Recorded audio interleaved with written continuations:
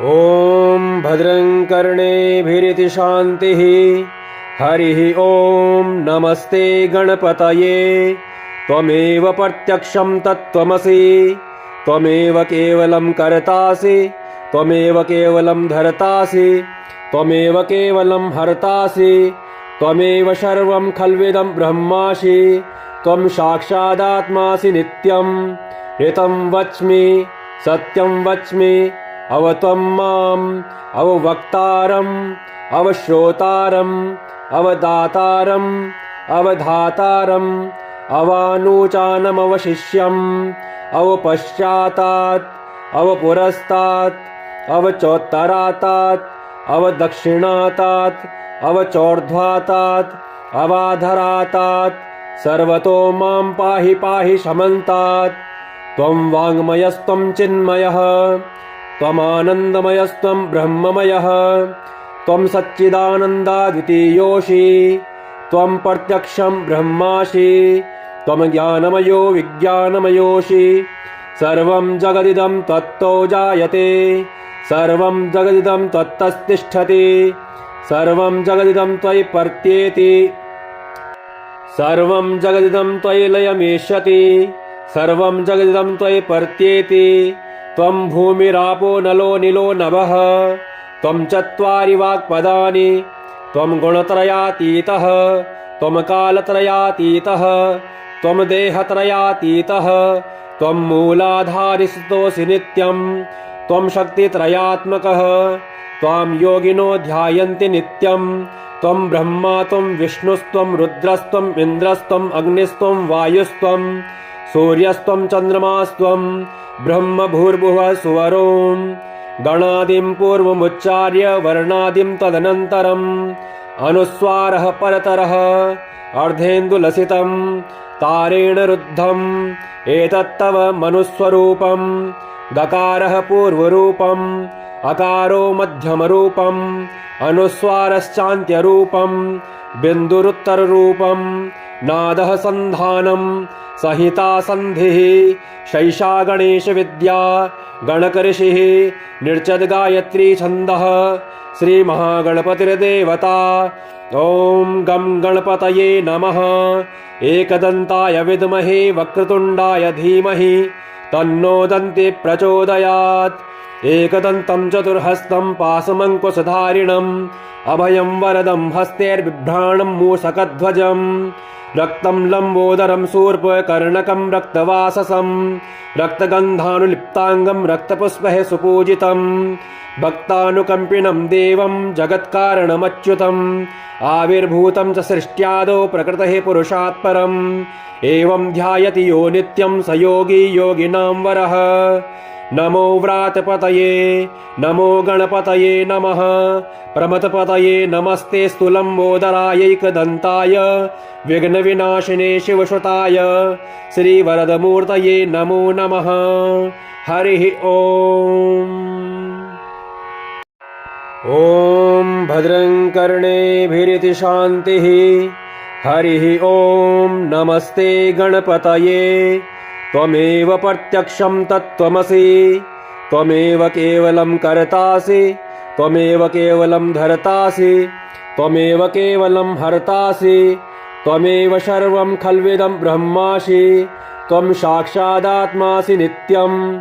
ऋतं वच्मि सत्यं वच्मि, अवत्वं माम् अववक्तारम् अवश्रोतारम् अवदातारम् अवधातारम् अवानुचानमवशिष्यम् अवपश्चातात् अवपुरस्तात् अवचोत्तरातात् अवदक्षिणातात् अवचोर्ध्वातात् अवाधरातात् सर्वतो मां पाहि पाहि समन्तात्। त्वं वाङ्मयस्त्वं चिन्मयः, त्वमानन्दमयस्त्वं ब्रह्ममयः, त्वं सच्चिदानन्दाद्वितीयोऽसि, त्वं प्रत्यक्षं ब्रह्मासि, त्वं ज्ञानमयो विज्ञानमयोऽसि। सर्वं जगदिदं त्वत्तो जायते, सर्वं जगदिदं त्वत्तस्तिष्ठति, सर्वं जगदिदं त्वयि पर्त्येति, सर्वं जगदिदं त्वयि लयमेष्यति, सर्वं जगदिदं त्वयि पर्त्येति। त्वं भूमिरापो नलो निलो नभः त्वं चत्वारि वाक्पदानि त्वं गुणत्रयातीतः त्वं कालत्रयातीतः त्वं देहत्रयातीतः त्वं मूलाधारिस्थोऽसि नित्यं त्वं शक्तित्रयात्मकः त्वां योगिनो ध्यायन्ति नित्यं त्वं ब्रह्मा त्वं विष्णुस्त्वं रुद्रस्त्वं इन्द्रस्त्वं अग्निस्त्वं वायुस्त्वं सूर्यस्त्वं चन्द्रमास्त्वं ब्रह्म भूर्भुवः सुवरों गणादिं पूर्वमुच्चार्य वर्णादिं तदनन्तरम् अनुस्वारः परतरः अर्धेन्दुलसितं तारेण रुद्धम् एतत्तव मनुस्वरूपं गकारः पूर्वरूपम् अकारो मध्यमरूपम् अनुस्वारश्चान्त्यरूपं बिन्दुरुत्तररूपं नादः सन्धानं संहिता सन्धिः शैषा गणेशविद्या गणकऋषिः निर्चद्गायत्री छन्दः श्रीमहागणपतिर्देवता ॐ गं गणपतये नमः एकदन्ताय विद्महे वक्रतुण्डाय धीमहि तन्नो दन्ति प्रचोदयात् एकदन्तं चतुर्हस्तं पाशमङ्कुशधारिणम् अभयं वरदं हस्तैर्बिभ्राणं मूषकध्वजं रक्तं लम्बोदरं शूर्पकर्णकं रक्तवाससं रक्तगन्धानुलिप्ताङ्गं रक्तपुष्पैः सुपूजितं भक्तानुकम्पिनं देवं जगत्कारणमच्युतम् आविर्भूतं च सृष्ट्यादौ प्रकृतेः पुरुषात् परम् एवं ध्यायति यो नित्यं स योगी योगिनां वरः नमो व्रातपतये नमो गणपतये नमः प्रमथपतये नमस्ते लम्बोदरायैकदन्ताय विघ्नविनाशिने शिवसुताय श्रीवरदमूर्तये नमो नमः। हरिः ॐ भद्रं कर्णेभिरिति शान्तिः। हरिः ॐ नमस्ते गणपतये त्वमेव प्रत्यक्षं तत्त्वमसि त्वमेव केवलं कर्तासि त्वमेव केवलं धर्तासि त्वमेव केवलं हर्तासि त्वमेव सर्वं खल्विदं ब्रह्मासि त्वं साक्षादात्मासि नित्यं ऋतं वच्मि सत्यं वच्मि अवत्वं माम् अववक्तारम् अवश्रोतारम् अवदातारम् अवधातारम् अवानुचानमवशिष्यम् अवपश्चातात् अवपुरस्तात् अवचोत्तरातात् अवदक्षिणातात् अवचोर्ध्वातात् अवाधरातात् सर्वतो मां पाहि पाहि समन्तात् त्वं वाङ्मयस्त्वं चिन्मयः त्वमानन्दमयस्त्वं ब्रह्ममयः त्वं सच्चिदानन्दाद्वितीयोऽसि त्वं प्रत्यक्षं ब्रह्मासि त्वं ज्ञानमयो विज्ञानमयोऽसि सर्वं जगदिदं तत्तो जायते सर्वं जगदिदं तत्तस्तिष्ठति सर्वं जगदिदं त्वयि पर्त्येति सर्वं जगदिदं त्वयि लयमेष्यति सर्वं जगदिदं त्वयि पर्त्येति त्वं भूमिरापो नलो निलो नभः त्वं चत्वारि वाक्पदानि त्वं गुणत्रयातीतः त्वं कालत्रयातीतः त्वं देहत्रयातीतः त्वं मूलाधारिस्थोऽसि नित्यं त्वं शक्तित्रयात्मकः त्वां योगिनो ध्यायन्ति नित्यं त्वं ब्रह्मा त्वं विष्णुस्त्वं रुद्रस्त्वं इन्द्रस्त्वं अग्निस्त्वं वायुस्त्वं सूर्यस्त्वं चन्द्रमास्त्वं ब्रह्म भूर्भुवः सुवरों गणादिं पूर्वमुच्चार्य वर्णादिं तदनन्तरम् अनुस्वारः परतरः अर्धेन्दुलसितं तारेण रुद्धम् एतत्तव मनुस्वरूपं गकारः पूर्वरूपम् अकारो मध्यमरूपम् अनुस्वारश्चान्त्यरूपं बिन्दुरुत्तररूपं नादः सन्धानं संहिता सन्धिः शैषा गणेशविद्या गणकऋषिः निर्चद्गायत्री छन्दः श्रीमहागणपतिर्देवता ॐ गं गणपतये नमः एकदन्ताय विद्महे वक्रतुण्डाय धीमहि तन्नो दन्ति प्रचोदयात् एकदन्तं चतुर्हस्तं पाशमङ्कुशधारिणम् अभयं वरदं हस्तैर्बिभ्राणं मूषकध्वजम् रक्तं लम्बोदरं शूर्पकर्णकं रक्तवाससं रक्तगन्धानुलिप्ताङ्गं रक्तपुष्पैः सुपूजितं भक्तानुकम्पिनं देवं जगत्कारणमच्युतम् आविर्भूतं च सृष्ट्यादौ प्रकृतेः पुरुषात् परम् एवं ध्यायति यो नित्यं स योगी योगिनां वरः। नमो व्रातपतये नमो गणपतये नमः प्रमथपतये नमस्ते लम्बोदरायैकदन्ताय विघ्नविनाशिने शिवसुताय श्रीवरदमूर्तये नमो नमः। हरिः ॐ। ॐ भद्रं कर्णेभिरिति शान्तिः। हरिः ॐ। नमस्ते गणपतये त्वमेव प्रत्यक्षं तत्त्वमसि त्वमेव केवलं कर्तासि त्वमेव केवलं धर्तासि त्वमेव केवलं हर्तासि त्वमेव सर्वं खल्विदं ब्रह्मासि त्वं साक्षादात्मासि नित्यं ऋतं वच्मि सत्यं वच्मि अवत्वं माम् अववक्तारम् अवश्रोतारम् अवदातारम् अवधातारम् अवानुचानमवशिष्यम् अवपश्चातात् अवपुरस्तात् अवचोत्तरातात् अवदक्षिणातात् अवचोर्ध्वातात् अवाधरातात् सर्वतो मां पाहि पाहि समन्तात्। त्वं वाङ्मयस्त्वं चिन्मयः त्वमानन्दमयस्त्वं ब्रह्ममयः त्वं सच्चिदानन्दाद्वितीयोऽसि त्वं प्रत्यक्षं ब्रह्मासि त्वं ज्ञानमयो विज्ञानमयोऽसि सर्वं जगदिदं त्वत्तो जायते सर्वं जगदिदं त्वत्तस्तिष्ठति सर्वं जगदिदं त्वयि पर्त्येति सर्वं जगदिदं त्वयि लयमेष्यति सर्वं जगदिदं त्वयि पर्त्येति। त्वं भूमिरापो नलो निलो नभः त्वं चत्वारि वाक्पदानि त्वं गुणत्रयातीतः त्वं कालत्रयातीतः त्वं देहत्रयातीतः त्वं मूलाधारिस्थोऽसि नित्यं त्वं शक्तित्रयात्मकः त्वां योगिनो ध्यायन्ति नित्यं त्वं ब्रह्मा त्वं विष्णुस्त्वं रुद्रस्त्वं इन्द्रस्त्वं अग्निस्त्वं वायुस्त्वं सूर्यस्त्वं चन्द्रमास्त्वं ब्रह्म भूर्भुवः सुवरों गणादिं पूर्वमुच्चार्य वर्णादिं तदनन्तरम् अनुस्वारः परतरः अर्धेन्दुलसितं तारेण रुद्धम् एतत्तव मनुस्वरूपम् दकारः पूर्वरूपम् अकारो मध्यमरूपम् अनुस्वारश्चान्त्यरूपम् बिन्दुरुत्तररूपम् नादः सन्धानम् संहिता सन्धिः शैषा गणेशविद्या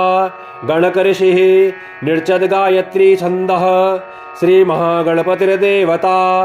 ॐ गं गणपतये नमः। एकदन्ताय विद्महे वक्रतुण्डाय धीमहि तन्नो दन्ति प्रचोदयात्। एकदन्तं चतुर्हस्तं पाशमङ्कुशधारिणम् अभयं वरदं हस्तैर्बिभ्राणं मूषकध्वजम् रक्तं लम्बोदरं शूर्पकर्णकं रक्तवाससं रक्तगन्धानुलिप्ताङ्गं रक्तपुष्पैः सुपूजितं भक्तानुकम्पिनं देवं जगत्कारणमच्युतम् आविर्भूतं च सृष्ट्यादौ प्रकृतेः पुरुषात् परम् एवं ध्यायति यो नित्यं स योगी योगिनां वरः।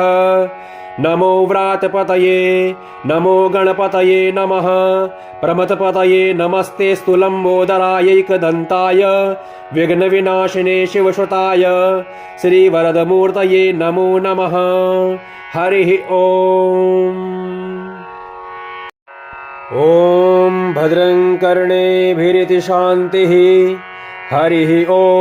नमस्ते गणपतये त्वमेव प्रत्यक्षं तत्त्वमसि त्वमेव केवलं कर्तासि त्वमेव केवलं धर्तासि त्वमेव केवलं हर्तासि त्वमेव सर्वं खल्विदं ब्रह्मासि त्वं साक्षादात्मासि नित्यं ऋतं वच्मि सत्यं वच्मि अवत्वं माम् अववक्तारम् अवश्रोतारम् अवदातारम् अवधातारम् अवानुचानमवशिष्यम् अवपश्चातात् अवपुरस्तात् अवचोत्तरातात् अवदक्षिणातात् अवचोर्ध्वातात् अवाधरातात् सर्वतो मां पाहि पाहि शमन्तात्।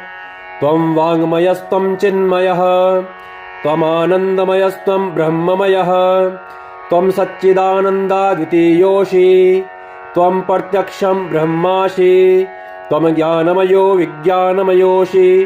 सर्वं जगदिदं तत्तो जायते सर्वं जगदिदं तत्तस्तिष्ठति सर्वं जगदिदं त्वयि पर्त्येति सर्वं जगदिदं त्वयि लयमेष्यति सर्वं जगदिदं त्वयि पर्त्येति।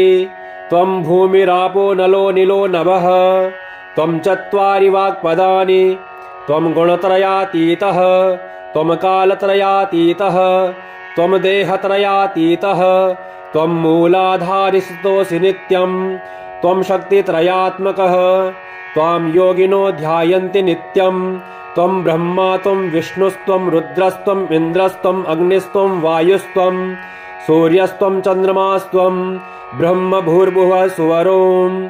गणादिं पूर्वमुच्चार्य वर्णादिं तदनन्तरम् अनुस्वारः परतरः अर्धेन्दुलसितं तारेण रुद्धम् एतत्तव मनुस्वरूपं। गकारः पूर्वरूपम् अकारो मध्यमरूपम् अनुस्वारश्चान्त्यरूपम् बिन्दुरुत्तररूपम्। नादः सन्धानं संहिता सन्धिः शैषा गणेशविद्या गणकऋषिः निर्चद गायत्री छन्दः श्रीमहागणपतिर्देवता। ॐ गं गणपतये नमः। एकदन्ताय विद्महे वक्रतुण्डाय धीमहि तन्नो दन्तिः प्रचोदयात्। एकदन्तं चतुर्हस्तं पाशमङ्कुशधारिणम् अभयं वरदं हस्तैर्बिभ्राणं मूषकध्वजम् रक्तं लम्बोदरं शूर्पकर्णकं रक्तवाससं रक्तगन्धानुलिप्ताङ्गं रक्तपुष्पैः सुपूजितं भक्तानुकम्पिनं देवं जगत्कारणमच्युतम् आविर्भूतं च सृष्ट्यादौ प्रकृतेः पुरुषात् परम् एवं ध्यायति यो नित्यं स योगी योगिनां वरः। नमो व्रातपतये नमो गणपतये नमः। प्रमथपतये नमस्ते लम्बोदरायैकदन्ताय विघ्नविनाशिने शिवसुताय श्रीवरदमूर्तये नमो नमः। हरिः ॐ। ॐ भद्रं कर्णेभिरिति शान्तिः। हरिः ॐ। नमस्ते गणपतये। त्वमेव प्रत्यक्षं तत्त्वमसि त्वमेव केवलं कर्तासि त्वमेव केवलं धर्तासि त्वमेव केवलं हर्तासि त्वमेव सर्वं खल्विदं ब्रह्मासि त्वं साक्षादात्मासि नित्यं। ऋतं वच्मि सत्यं वच्मि अवत्वं माम् अववक्तारम् अवश्रोतारम् अवदातारम् अवधातारम् अवानुचानमवशिष्यम् अवपश्चातात् अवपुरस्तात् अवचोत्तरातात् अवदक्षिणातात् अवचोर्ध्वातात् अवाधरातात् सर्वतो मां पाहि पाहि शमन्तात्। त्वं वाङ्मयस्त्वं चिन्मयः त्वमानन्दमयस्त्वं ब्रह्ममयः त्वं सच्चिदानन्दाद्वितीयोऽसि त्वं प्रत्यक्षं ब्रह्मासि त्वं ज्ञानमयो विज्ञानमयोऽसि। सर्वं जगदिदं तत्तो जायते सर्वं जगदिदं तत्तस्तिष्ठति सर्वं जगदिदं त्वयि पर्त्येति सर्वं जगदिदं त्वयि लयमेष्यति सर्वं जगदिदं त्वयि पर्त्येति। त्वं भूमिरापो नलो निलो नभः त्वं चत्वारि वाक्पदानि त्वं गुणत्रयातीतः त्वं कालत्रयातीतः त्वं देहत्रयातीतः त्वं मूलाधारिस्तोऽसि नित्यं त्वं शक्तित्रयात्मकः त्वां योगिनो ध्यायन्ति नित्यं। त्वं ब्रह्मा त्वं विष्णुस्त्वं रुद्रस्त्वम् इन्द्रस्त्वम् अग्निस्त्वं वायुस्त्वं सूर्यस्त्वं चन्द्रमास्त्वं ब्रह्म भूर्भुवः सुवरों। गणादिं पूर्वमुच्चार्य वर्णादिं तदनन्तरम् अनुस्वारः परतरः अर्धेन्दुलसितं तारेण रुद्धम् एतत्तव मनुस्वरूपम्। गकारः पूर्वरूपम् अकारो मध्यमरूपम् अनुस्वारश्चान्त्यरूपं बिन्दुरुत्तररूपं नादः सन्धानं संहिता सन्धिः शैषा गणेशविद्या गणकऋषिः निर्चद गायत्री छन्दः श्रीमहागणपतिर्देवता। ॐ गं गणपतये नमः। एकदन्ताय विद्महे वक्रतुण्डाय धीमहि तन्नो दन्ति प्रचोदयात्। एकदन्तं चतुर्हस्तं पाशमङ्कुशधारिणम् अभयं वरदं हस्तैर्बिभ्राणं मूषकध्वजं रक्तं लम्बोदरं शूर्पकर्णकं रक्तवाससं रक्तगन्धानुलिप्ताङ्गं रक्तपुष्पैः सुपूजितं भक्तानुकम्पिनं देवं जगत्कारणमच्युतम् आविर्भूतं च सृष्ट्यादौ प्रकृतेः पुरुषात् परम् एवं ध्यायति यो नित्यं स योगी योगिनां वरः। नमो व्रातपतये नमो गणपतये नमः। प्रमथपतये नमस्ते लम्बोदरायैकदन्ताय विघ्नविनाशिने शिवसुताय श्रीवरदमूर्तये नमो नमः। हरिः ॐ। ॐ भद्रं कर्णेभिरिति शान्तिः। हरिः ॐ। नमस्ते गणपतये। त्वमेव प्रत्यक्षं तत्त्वमसि त्वमेव केवलं कर्तासि त्वमेव केवलं धर्तासि त्वमेव केवलं हर्तासि त्वमेव सर्वं खल्विदं ब्रह्मासि त्वं साक्षादात्मासि नित्यं ऋतं वच्मि सत्यं वच्मि अवत्वं माम् अववक्तारम् अवश्रोतारम् अवदातारम् अवधातारम् अवानुचानमवशिष्यम् अवपश्चातात् अवपुरस्तात् अवचोत्तरातात् अवदक्षिणातात् अवचोर्ध्वातात् अवाधरातात् सर्वतो मां पाहि पाहि समन्तात्।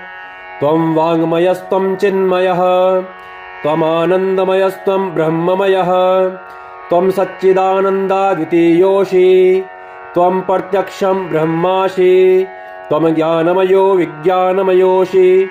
सर्वं जगदिदं त्वत्तो जायते सर्वं जगदिदं त्वत्तस्तिष्ठति सर्वं जगदिदं त्वयि पर्त्येति सर्वं जगदिदं त्वयि लयमेष्यति सर्वं जगदिदं त्वयि पर्त्येति। त्वं भूमिरापो नलो निलो नभः त्वं चत्वारि वाक्पदानि त्वं गुणत्रयातीतः त्वं कालत्रयातीतः त्वं देहत्रयातीतः त्वं मूलाधारिस्तोऽसि नित्यं त्वं शक्तित्रयात्मकः त्वां योगिनो ध्यायन्ति नित्यं।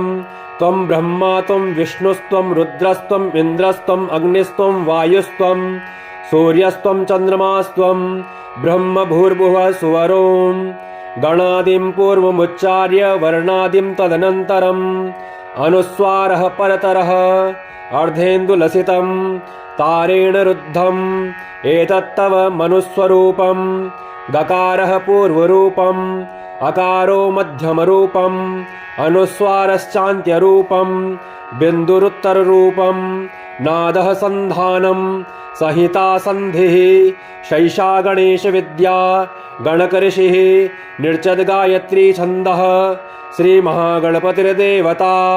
ॐ गं गणपतये नमः। एकदन्ताय विद्महे वक्रतुण्डाय धीमहि तन्नो दन्ति प्रचोदयात्। एकदन्तं चतुर्हस्तं पाशमङ्कुशधारिणम् अभयं वरदं हस्तैर्बिभ्राणं मूषकध्वजं रक्तं लम्बोदरं शूर्पकर्णकं रक्तवाससं रक्तगन्धानुलिप्ताङ्गं रक्तपुष्पैः सुपूजितं भक्तानुकम्पिनं देवं जगत्कारणमच्युतम् आविर्भूतं च सृष्ट्यादौ प्रकृतेः पुरुषात् परम् एवं ध्यायति यो नित्यं स योगी योगिनां वरः। नमो व्रातपतये नमो गणपतये नमः। प्रमथपतये नमस्ते लम्बोदरायैकदन्ताय विघ्नविनाशिने शिवसुताय श्रीवरदमूर्तये नमो नमः। हरिः ॐ। ॐ भद्रं कर्णेभिरिति शान्तिः। हरिः ॐ। नमस्ते गणपतये। त्वमेव प्रत्यक्षं तत्त्वमसि त्वमेव केवलं कर्तासि त्वमेव केवलं धर्तासि त्वमेव केवलं हर्तासि त्वमेव सर्वं खल्विदं ब्रह्मासि त्वं साक्षादात्मासि नित्यं ऋतं वच्मि सत्यं वच्मि अवत्वं माम् अववक्तारम् अवश्रोतारम् अवदातारम् अवधातारम् अवानुचानमवशिष्यम् अवपश्चातात् अवपुरस्तात् अवचोत्तरातात् अवदक्षिणातात् अवचोर्ध्वातात् अवाधरातात् सर्वतो मां पाहि पाहि समन्तात् त्वं वाङ्मयस्त्वं चिन्मयः त्वमानन्दमयस्त्वं ब्रह्ममयः त्वं सच्चिदानन्दाद्वितीयोऽसि त्वं प्रत्यक्षं ब्रह्मासि त्वं ज्ञानमयो विज्ञानमयोऽसि सर्वं जगदिदं त्वत्तो जायते सर्वं जगदिदं त्वत्तस्तिष्ठति सर्वं जगदिदं त्वयि पर्त्येति सर्वं जगदिदं त्वयि लयमेष्यति सर्वं जगदिदं त्वयि पर्त्येति त्वं भूमिरापो नलो निलो नभः त्वं चत्वारि वाक्पदानि त्वं गुणत्रयातीतः त्वं कालत्रयातीतः त्वं देहत्रयातीतः त्वं मूलाधारिस्थोऽसि नित्यं त्वं शक्तित्रयात्मकः त्वां योगिनो ध्यायन्ति नित्यं त्वं ब्रह्मा त्वं विष्णुस्त्वं रुद्रस्त्वं इन्द्रस्त्वं अग्निस्त्वं वायुस्त्वं सूर्यस्त्वं चन्द्रमास्त्वं ब्रह्म भूर्भुवः सुवरों गणादिं पूर्वमुच्चार्य वर्णादिं तदनन्तरम् अनुस्वारः परतरः अर्धेन्दुलसितं तारेण रुद्धम् एतत्तव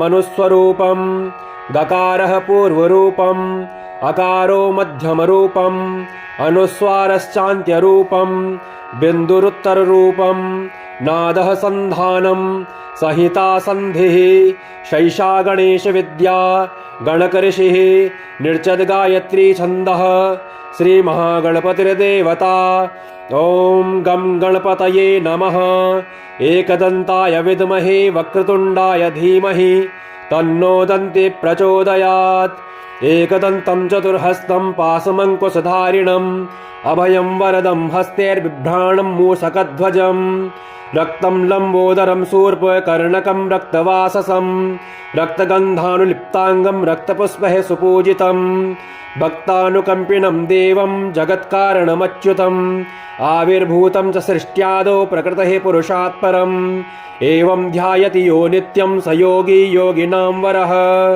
नमो व्रातपतये नमो गणपतये नमः प्रमथपतये नमस्ते लम्बोदरायैकदन्ताय विघ्नविनाशिने शिवसुताय श्रीवरदमूर्तये नमो नमः हरिः ओम्।